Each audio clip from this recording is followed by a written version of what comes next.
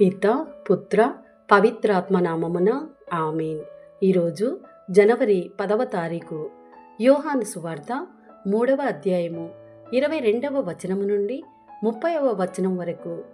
ఆ పిదప యేసు తన శిష్యులతో యోదయ సీమకు వెళ్ళి వారితో కొంతకాలము గడుపుచు జ్ఞానస్నానమిచ్చుచుండెను.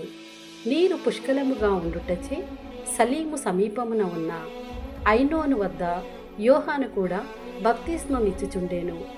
జనులు అతని యొద్దకు వచ్చి బప్తిస్మము పొందుచుండిరి. యోహాను ఇంకను కారాగారమున బంధింపబడలేదు. యోహాను శిష్యులు శుద్ధీకరణ ఆచార విషయమై ఒక యూదునితో తర్కించుచుండిరి. వారు యోహాను వద్దకు వెళ్ళి, బోధకుడా, యోర్దాను నది ఆవలి తీరమున ఎవరు మీతో ఉండెనో, ఎవరిని గురించి మీరు సాక్ష్యమిచ్చితిరో ఆయన ఇప్పుడు జ్ఞానస్నానమిచ్చుచున్నాడు, అందరూ ఆయన యొద్దకు వెళ్ళుచున్నారు అని చెప్పిరి. అందుకు యోహాను ఇట్లు సమాధానమిచ్చెను, పరలోకము నుండి అనుగ్రహింపబడిననే తప్ప ఎవడను ఏమీయూ పొందనేరడు. నేను క్రీస్తును కాననియు ఆయన కంటే ముందుగా పంపబడిన వాడననియు నేను చెప్పిన మాటకు మీరే సాక్షులు. పెండ్లి కుమార్తె పెండ్లి కుమారుని సొత్తు.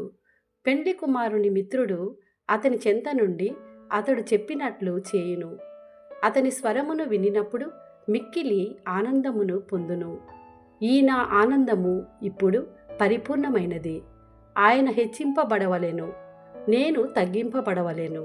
ఇది ప్రభుని వాక్కు. సర్వేశ్వరునికి వందనములు.